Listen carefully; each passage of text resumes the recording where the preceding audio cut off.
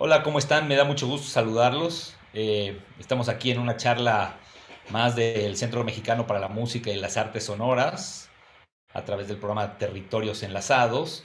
Y me da muchísimo gusto tener hoy a nuestro amigo Paul Clovel desde Francia. En este momento él está en Berlín, pero es una charla que desde hace mucho tiempo aquí en el CEMAS teníamos ganas de hacer. Es una conferencia con uno de los gestores culturales y digamos empresarios de la música electroacústica y la tecnología más interesantes que yo conozco por muchos años. Así que la vamos a hacer en inglés, pero quiero agradecerle a Paul por estar con nosotros y a todos ustedes por conocer este proyecto de Elektra Music, que creo que es algo que vale muchísimo la pena y tenemos muchos ámbitos para conocer sobre la gestión, sobre la curaduría, sobre las nuevas tecnologías para la distribución de la música y sobre todo es una de las pocas empresas o digamos compañías disqueras, por decirlo de alguna manera, que se concentran específicamente en todo lo que son nuevas tecnologías y una música con un carácter totalmente contemporáneo y novedoso. Así que, thanks very much, Paul, to be able to be with us today at the Mexican Center for Music and Sonic Arts. I was just introducing you in Spanish very quickly, but we are very, very happy to have you. And of course, the first thing would be to why don't you let us know who you are, a little bit of what you do, and then we can move on into the project Elektra and the music. But we want to know exactly your background and what happened that you ended up doing this so complicated business and projects. Yes, thanks a lot, Rodrigo, for the invitation. So I'm Paul Cowell, yes, and I have a very classic background. I started music very early. I was something like 5, and I started by learning the oboe. At 5, it was just a pity, and after I switched to other things, saxophone, guitar. And when I was a teenager, I was in a city in the center of France, Bourges, and in Bourges were a very big center for electroacoustic concrete music. So I was a teenager and I went to some conferences with old people speaking about technology and very difficult things. I at this time I understand nothing, but it was super to be there to see the very first computer, first softwares, to do music with real tape. You cut tape to do a concrete music. So I really started like this, and after I studied electroacoustic music composition, and all started like this. In fact. Wow, that's amazing. I didn't know that part of the story. Yeah, and of course, Bush for all of us, even us in Mexico, it's like the center where everything used to happen. We used to have a couple of the very big Bush names here at SEMAS for a few Mm. years ago. And of course, it's amazing to see how, all the things that actually still happen because of Bush, even after a few years that Bush hasn't existed anymore. And I didn't know you were a musician yourself in terms of being a performer, but tell us a little bit of what happened that moved after being a composer and working and learning all that. What made you move into like cultural management or creating the label and being interested in releasing music by other composers? Yes, in fact, I studied in Bourges, and after I went to other cities, and I come back to Bourges. And in fact, okay, big center in Bourges, but for young composer, it was not so easy to work in Bourges. So we were some young composers, and we tried to find solutions to play our music, to broadcast them. And I started very years ago by doing a web radio, a radio on internet. It was one evening every month, and we broadcast young composers. And it was the very first beginning. And after I decided to produce CDs, so physical disc, and only young composers from around the world in electroacoustic music. So it was the very beginning. And after, nobody want to buy CD. So the CD, it was the end of the CD. And because we are a little bigger, we do concerts and series of concerts, we organize a festival and so on. And more, I was fascinated by cultural management, by music business. So I studied a lot. I also teach music business, and it was now the main part of my life, to organize, to promote, to because I like this. It's I need music, I need to perform music, but I need to organize, to have projects, to manage things. I love this.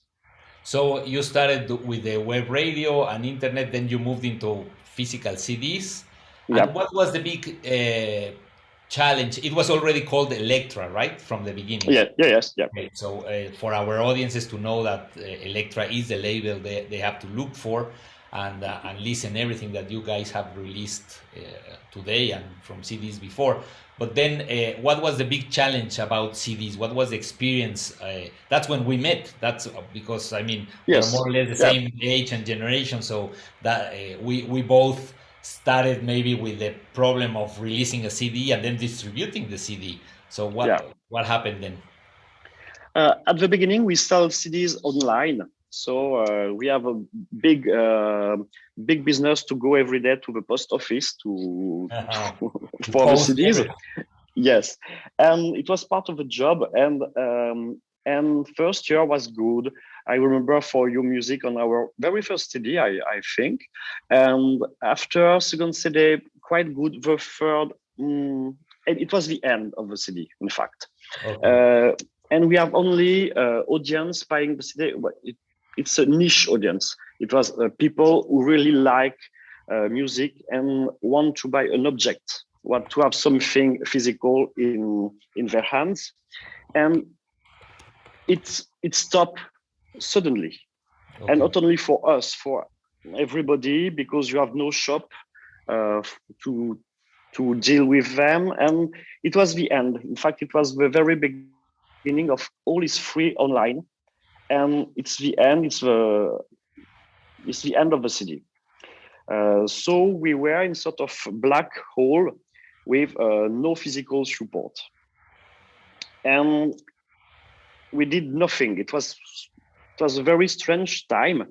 We did concerts because it was the end of the city. For us, we I didn't know how to react because people don't want to buy CD. So it was the time of more and more concerts. And since the COVID, we decided to do the only digital label. Mm.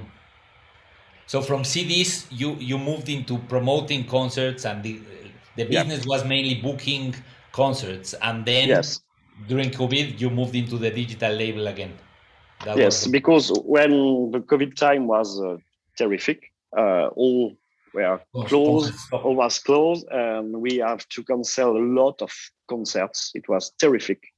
And it was a time where you don't know what you will do tomorrow or in 1 week or in 2 weeks, and you cannot organize anything. So we decided to do. It was an old project, but we didn't have time to do it. To do this online only label. So we were at home with no right to go out from home in front of a computer. We spent all our life on Zoom. Uh, and we had nothing to do. So I told we will do it, and we started. You started. And we had time to do this.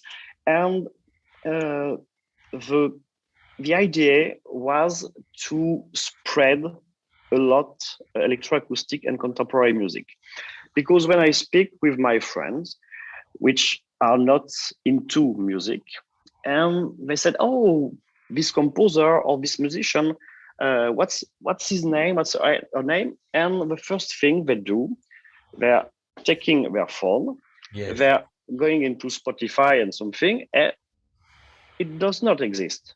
of course. So the first thing was for us, we want that this composer or this ensemble or this quartet, we have to find them on mainstream things. Okay. It was to, it's little punk somewhere. It was to go into Spotify, to go into Apple Music with our very strange musics. It's more promotion. It's more for promotion, because for me you see a lot of composers. They have their own website, they have their own SoundCloud, and so on. But it's niche and little niche. And I think that if people want search for one composer or one musician, he will not go on SoundCloud or on the little website. I think it's normal to find electroacoustic contemporary music composer or musicians on these main business streaming platforms. And but for example, why? Because most of what you do, I don't know, you already have all your physical CD. It's already available online, or everything is online now. No, now we have no physical CDs. No, but the old CDs are already now on the website. Yes, if we have, but we have no order for this. We have no audience for this. And then your main web page, I think it uses Bandcamp, right? So we have also a Bandcamp. We are on all. We have our own shop. You can download digital files in high quality, and you can also go to our Bandcamp and also on streaming platforms. Okay, so that's how you deal with the quality of the files, because the music you release and everything, that's the main problem with Apple Music and all the platforms, Spotify, that it's a great audience. Of course, it's available for everyone, and they don't have to pay extra. But then the quality is not very good. So then you also have the access to download high quality files and everything. Yes, we try to be on all platforms and also to have high quality files. Now we have also lots of composer and musician asking for vinyls. Of course, yes, that's true. More and more. So it's the next step for this summer. We are going into vinyls. Releasing some vinyls. Yes, but I was not very for this, because I'm from this generation where I saw at my parents' home a lot of vinyls. After, we were so happy because CD, and it was super. And now it's strange to go back to vinyls for the sound quality, for ecological reason also, because it's not very clean for environment. And because it's trendy to have vinyl also. Yeah, that's what happens. Yes. So, but I think that for economical reason, a label now needs to produce objects, because people need to have objects. I know a lot of people who buy vinyls but didn't listen them. It's just to have the object with a very beautiful graphic things and beautiful pictures of something. It's more for the physical object, but for the music quality, for the sound quality. So I think we will do vinyls with QR code to download high quality files, because I think we need to do this sort of pack, this object, just to survive, in fact. Of course. And tell me something, because I follow you guys, and I know it's pretty awesome how you have I remember recently you said on one of your newsletters that you have more than 1 million streams. Yes. Even more than that, it was like 1.3 million streams out of your music on all the platforms, which is pretty awesome and amazing. Yep. And of course, I know that should be very good for all the composers you release, everything that you do. Can you share with us a little bit of how the actual business works, how it works for you? Because that's what it's really, it's impressive, because on the other hand, thanks to technology, nowadays these projects can be done from anywhere. So it's not, I mean, people can be in Mexico if they want to have a label and do all this. They don't have to be in the US or Europe. So that's how, what can you share with us about how the business, if you are thinking about, I don't know, in the future, releasing NFTs and everything, all the technology that it's coming towards our way. How's the Yes. business? So I spoke about vinyls, and I will spoke also about NFT because we think we are also in project with NFT for only one good reason. It's that on streaming platforms there is no economical market. You said we reached 1.3 millions, and did you know how we earn as a label? Yes. €100. Okay. So the business comes more from the concerts, from booking concerts, or So now the business is very difficult for the label part of the job because people don't pay. You are on Spotify, you are free on Spotify, you listen some advertisement and so on. You don't pay for music. If you pay €10 or $10 every month, yeah. and you can do the same. It's like if you pay €10 by month to go to the supermarket, and you have the right to take all you want in the supermarket. It's the same. So the label is not paid for this. The Yes. musicians are not paid for this, and from some platforms, it's ridiculous. You take TikTok or you take Spotify, they don't pay. And it's very difficult for us to send the stats to a musician or composer and to say, hey, you have 50,000 listening and we have to pay you €2. Right. 2 euros, Yes, yeah. exactly. So it's terrific. But I think it's better than nothing because we were in one time in the past where people didn't pay. It was stolen. We stole music by pair to pair and something. Yeah. And for me, this system, Spotify, iTunes Music, and so on, it's was announced like temporary system. You pay only 10 every month, and after you will pay more. It was from 0 to something. So now it's 10, but we cannot survive with €10 like this. So you can survive if you are into pop or disco things, or it's okay because you have a lot huge numbers of listeners and so on. But when you are in a niche like us, it's very difficult. So you have some things like Bandcamp. It's better, of course, because it's more money for the label and for the musician. But now a label can only survive, I think, with high value objects like vinyls or things like this. So the label, but the label also runs the concerts. You also have some income from booking artists and doing live concerts. Now that COVID is finished, that's how it survives, or Yes, but we are changing, we are reorganizing the label because we were from years and years very depending from public fundings. all right. So it's okay, but with COVID, it's not like before. And it's also a lot of stress to be always to speak with political people, to minister, to city council, and so on. And you are not so free because they want you do this and this and organizing concerts. It's okay, but we will organize less and less because it's very time consuming.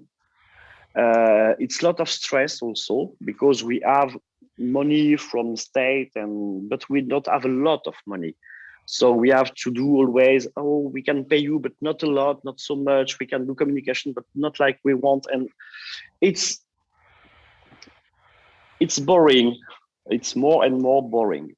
In France, In Germany, here in Berlin, it's very different, because in France you have a lot of public funding, a lot of subvention from the state, and people don't pay. In fact, they go to concert and they pay €5, €10, and it's okay, but they don't want to put more money into a concert. So you are like this on your budget, but it's okay. You don't earn money with concert. You can pay what you have to pay, but you don't earn money. In Germany, it's different because there are still public funding, but people are more into business things. They are ready to pay 20, €50 to go to a concert, and all is more expensive also if you rent a venue and so on, but you can earn more money. Okay. It's very different mindset, really. I understand. And about the future then with NFTs and other sources of income, what are you planning? So we are working on NFT because I am like all people doing electroacoustic music. We are all crazy about new technology, the new software, the new things, and so NFT, wow, it's super. Why not? And you can earn a lot of money. It's super. Okay. We will try. I'm not 100% for because it's not very good for Earth, for the environment also. Because of the blockchain, we need a lot of resource and so on. About crypto money, we don't know if all is very clean. Okay, that's true. Especially Bitcoin. Money. Yeah. Yes.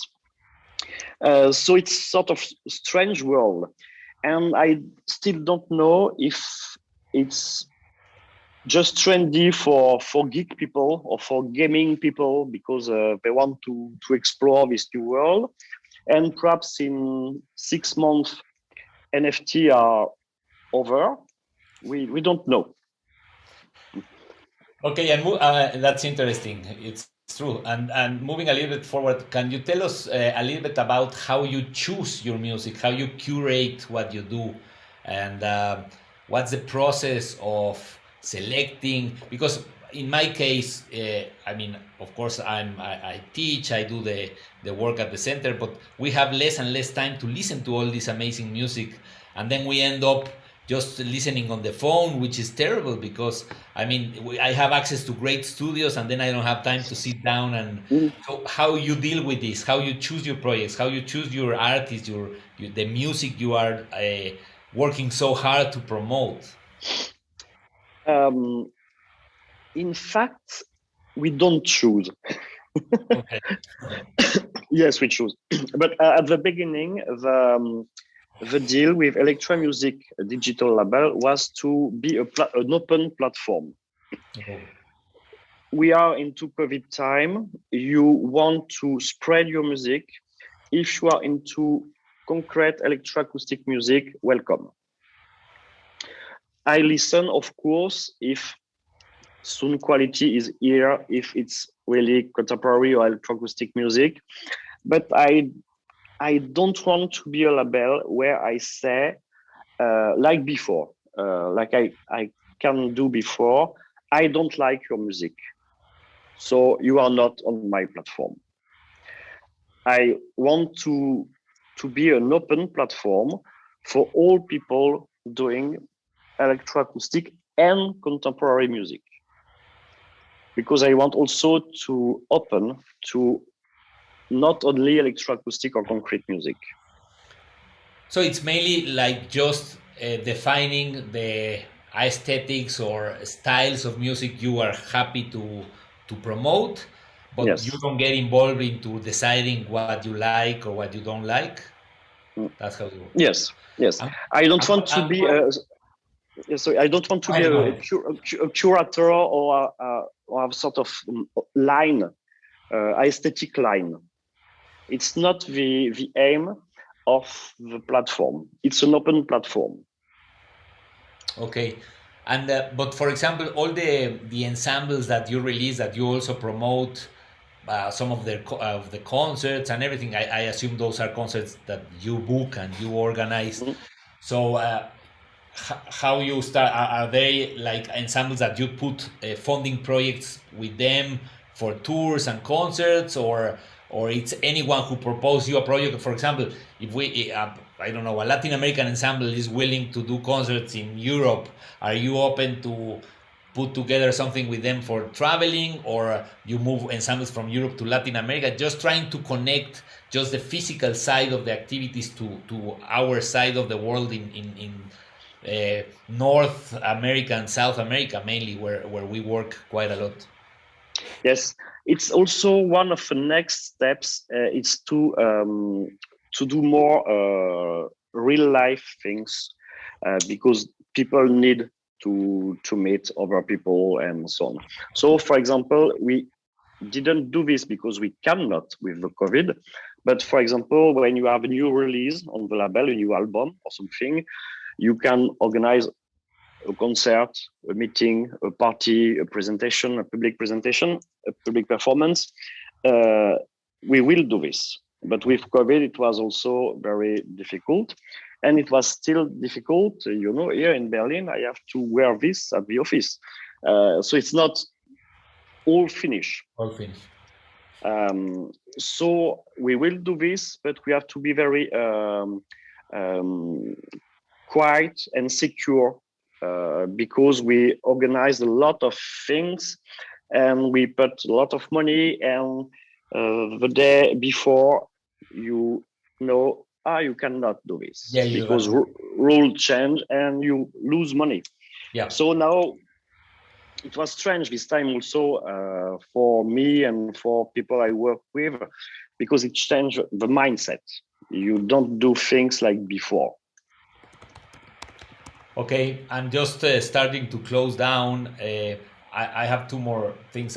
First, I want to know a little bit about what you think and how you work with the social networks.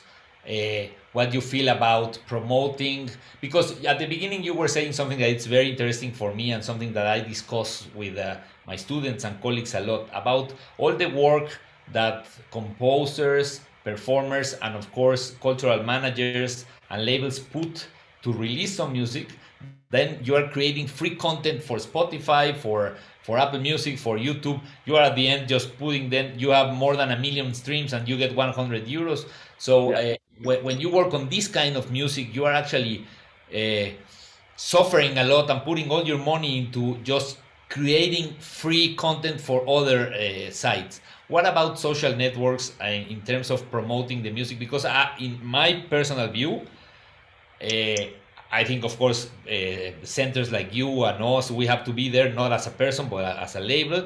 And but then you are also just generating free content for them, and of course it's very important. But what do you think about this way of promoting and the results that you have been seeing for the label? Um, we are a lot on social media, and it's very interesting because we reach a lot of people. We also started a new little YouTube channel with interviews and so on, and we are so happy because the last interview is reaching 50,000 viewers. Uh, it's a lot for us. Uh, we don't earn money yet with this, and but we are working on this. And I think it need a lot of time. For a YouTuber, you can open your YouTube channel and you can earn money perhaps one day, but it takes time and time. You cannot earn money the first year or even the second year. So we have to insist, I think. And for the other social like Facebook now is little old. Instagram, TikTok. I'm very surprised because we meet a lot of new people, Okay. a lot of collaboration. I discover musicians from Poland, from Ukraine, from a lot of country, and wow, they are very good. I like what you do. And now we have a lot of connection, and it's very interesting for us.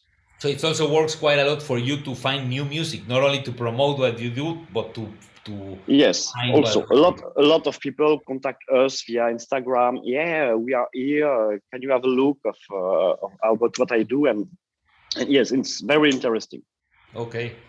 that's interesting. And finally, I just wanted to end the talk by asking you a concrete question about what's the music that you, with your background as a musician, as a composer, with years and years of experience in electroacoustic music, contemporary music, everything, the music you would recommend our audience, students, the general audience at SEMAS, that it's worth listening to now. I know, of course, it's only your label, but what's the music you love nowadays that you actually listen on your phone, on your house, when you have time, on your car, whatever? Let us know some of the amazing music that we don't know that you do. So um, I think people must listen all music on electro music because Okay. it's all are very good. Um, I don't listen a lot of contemporary electro acoustic music at my home or in the subway or something because I think it's not good for the brain to listen all the time this sort of music. No, seriously, I'm very open-minded. I can listen jazz. I can listen in Berlin. You have a lot of electro dance music everywhere. Why not? No, I'm very good audience. I'm very curious, Okay. and I'm very curious because you can listen electro pop music, and some music are very well composed, very well recorded, and I perhaps have to do some polemic things. We were in electroacoustic music very at the top at the technology 20 years before or something, and I listen more and more music which are not so good quality. The sound is not so super. It's not so professional, and I think, whoa, these people went to music conservatory, to universities, and so on, and they have a lot of good microphones, of very good computers, and so on. And you can find one guy of 70 years at home with a single computer, and it sounds better. Hmm. Uh, I agree. and he didn't go to university or something. So it's yeah, it's strange. Interesting. No, I agree, and I wanted to hear your point of view because that's something that happens. The nice thing about music and the widespread of new technology that somehow it's a little bit more accessible, it's cheaper. The tools available nowadays uh, are the same for everyone, so it doesn't really matter. Yeah, It's not the tool that defines the aesthetic that you do. It's the yeah, tool is open to everything, so you can use Ableton or Reason and do very electronic music and very commercial music, or you can do acousmatic or whatever very strange with the same yeah. tools. So that's when the quality of the work actually it's pretty easy to understand. And as you were saying, people working from their bedrooms have sometimes amazing sound, and people coming out from the university and everything, it's very basic sound. So Yeah. acousmatic music, it's not longer like the forefront of the technology. I agree a lot with you. The only thing that it's not available for everyone, it's a good quality sound environment and speakers. Yes, Everything else uh, is yes. I agree with you that in life people have more and more music. You have music in street. You have music with this. yeah. You have music everywhere. Uh, but when you put people in a concert venue to really listen during 1 hour and to focus, it's very different because you don't choose, you don't swap the music you want. You have to do an effort, and for some people, it's very very difficult. 3 years before, we went to China to do electroacoustic concert, and it's not useful in China to do electroacoustic music. And organizer told me, Paul, 1 hour concert, it's not possible here because a Chinese man cannot live without this more than 20, well, yes, 20 minutes. So you do a first part, 20 minutes, a break of 20 minutes, and second part of 20, yes, and the second part of 20 minutes. Well, And it was in that sense, it's a big problem because we all face that. Not only Chinese people, but young people. My son and my daughter, they have this problem. They think differently, they understand music differently, but very short spans. Well, like because yeah, of the short social network, they go like 20 seconds and they think they understand everything, and they go to the next thing. yes, because all products or work we have now are shorter and shorter. Yeah, that's And true. and even myself, when I watch a movie or a series on my TV or my Yeah, computer, okay, when it's boring, I move forward. you move forward. Yeah, Imagine with acousmatic music, which was always 10 minutes or more, yeah, right? Yeah, yes, that's very yes, and important. it's also very important to fight for this and to still organize. Even it's difficult to organize concert with good sound system, because it's also part of education, I think. And it's also part of education for a lot of people. For example, I went to some music venue and I explained to the technicians what I want. We send paper. I want loudspeaker here, and when you arrive, you have all loudspeakers on stage, stereo, and Stereo. they didn't. And why do you want to specialize this? Why? Uh, because it's my job. And so it's something. Sometimes it's very strange. Yeah, I agree.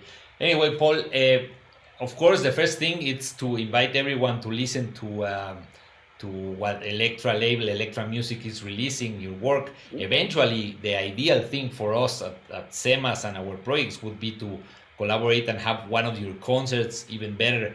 The good thing about if you do the trip to Mexico and come to our multi-channel system, you won't have that problem because we always do multi.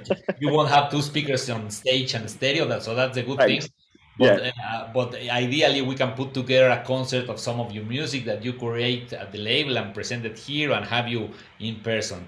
But in the meanwhile, it's I invite everyone who is actually watching us and listening to go through the music you have been releasing for so many years. I myself have always go through that for finding new music. I usually sometimes I actually listen on Apple Music, but first I Mhm. find the music on your website and then I move to Thanks. whatever I want, which is good. So I'm a little bit, a very tiny part of that million streams.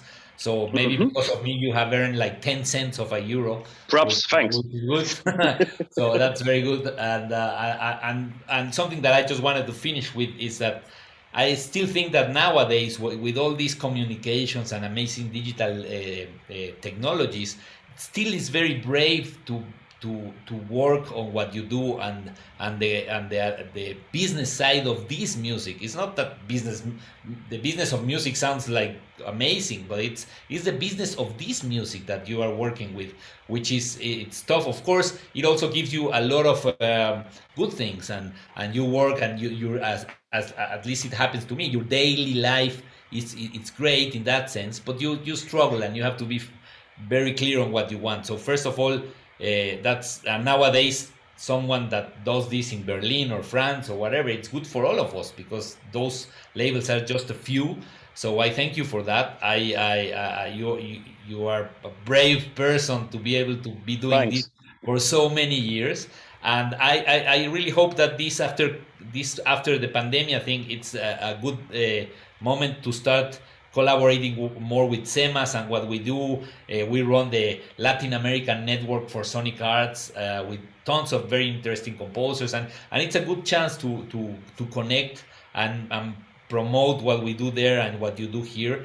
And but first of all, thank you for all this amazing work that you do, and thank you for this time. And just I hope this is the beginning of many future activities, concerts, and I collaboration. hope. Thanks a lot to you. Muchas gracias a todos, gracias a Paul por estar con nosotros este tiempo. Los invito a ver la página de Elektra Music, a todo lo que ellos publican y realmente estar en contacto. Como vieron, una de las cosas importantes es que a través de Instagram y las redes conocen nueva música, así que compártanla con ellos y eventualmente esperamos tener a Paul y al equipo físicamente en Morelia y en las actividades del CEMAS. Muchísimas gracias, Paul. Gracias también a Tonali y a todo el equipo del CEMAS por la parte técnica de respaldo. Y espero que disfruten esta serie de conferencias. Los invito a ver todos los demás materiales que tenemos para ustedes desde estas perspectivas, estas charlas en el marco del programa Territorios Enlazados de la Secretaría de Cultura Federal, con apoyo, por supuesto, del Centro Nacional de las Artes y de la Secretaría de Cultura de Michoacán. Muchas gracias.